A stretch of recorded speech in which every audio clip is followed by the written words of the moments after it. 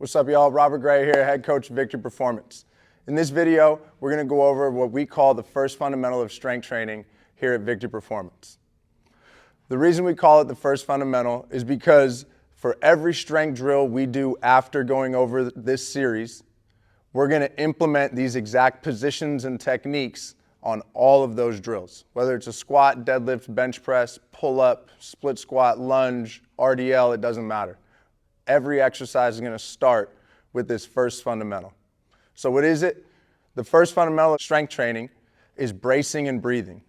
In other words, learning to create tension in specific positions, specifically regarding the ribs and the hips, sustaining that tension, and then being able to breathe into that tension, whether it's laying on the ground or performing a back squat, a deadlift, a bench press, whatever it might be.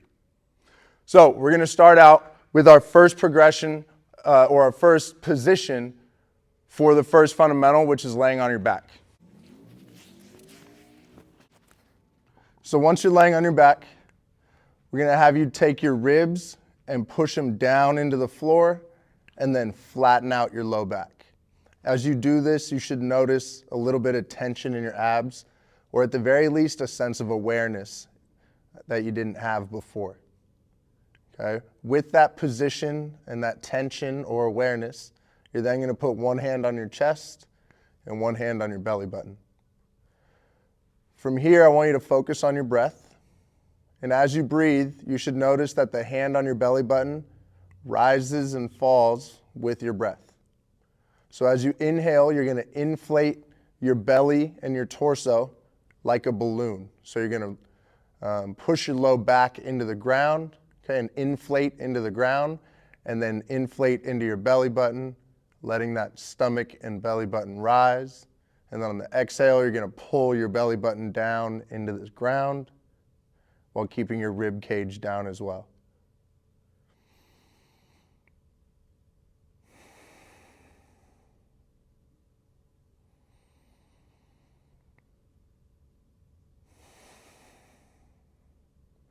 So we usually have clients spend about 30 seconds to a minute in that position, focusing solely on keeping their ribs down, their low back flat, and then breathing into their torso or their belly.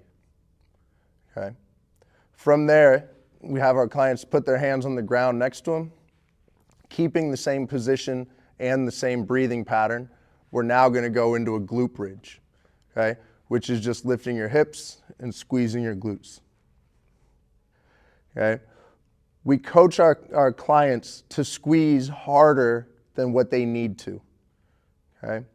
And the reason we do this is because the goal of this series is to prepare you for strength training to come, for loads to come, for weight that's going to come later. So in preparation for that load and that weight and the tension that's required to support that load and to support that weight, we coach our athletes and our clients to create excessive tension in these early stages so that they know what that feels like and they're comfortable breathing into that tension as well. Over time, we'll build some nuance and we'll let them know to only engage or brace or tense as much as necessary instead of as much as possible. So once we've gone through that glute bridge hold for about 2 sets of 30 seconds, we'll flip over and we'll get into a quadruped position with our hands under our shoulders and our knees under our hips. When we were laying on the ground on our back, we cued the athlete to drive their ribs down into the floor and flatten out their low back. Now that we're flipped over, that same position results in us driving our ribs to the ceiling and then tucking our hips slightly underneath us. Okay? Ultimately, we're just replicating the same position and same feeling that we had on our back while now being in this quadruped shape. Okay? So while maintaining this connection and this brace through the middle, I'm going to step 1 foot back and find that same glute tension that I had on the glute bridge a moment ago.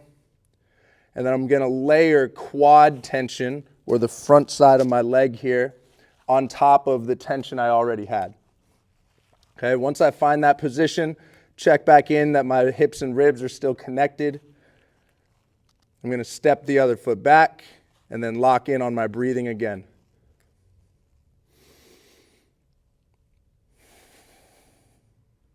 Okay, trying to inflate and deflate, all while creating and sustaining tension. And again, we're cueing the athlete to squeeze harder than what's necessary now so that they know what it feels like and they're preparing themselves for the heavier weights that are coming later on down the road. Again, as we transition from the floor, just laying there, to the glute bridge, to the high plank, we're just replicating the same breathing patterns and the same hip and rib relationship or position in each of those three steps, okay? From here, this same feeling through the ribs and the hips can be integrated into any strength movement that we do in the gym. Again, whether that's a squat, a deadlift, a split squat, a push-up, a chin-up, etc. How we would go about integrating that is then having our clients stand up and go into a squat, an RDL, any of the exercises I just mentioned, okay? And we start with that first cue of get connected, which is how we simply relay that position that we felt initially laying on our back into these more complex and, fundamental movement patterns that we progress into. Okay, so again, get connected, and then we're squatting from there, going through whatever technical points we're going to touch on with that specific client or that specific class, right?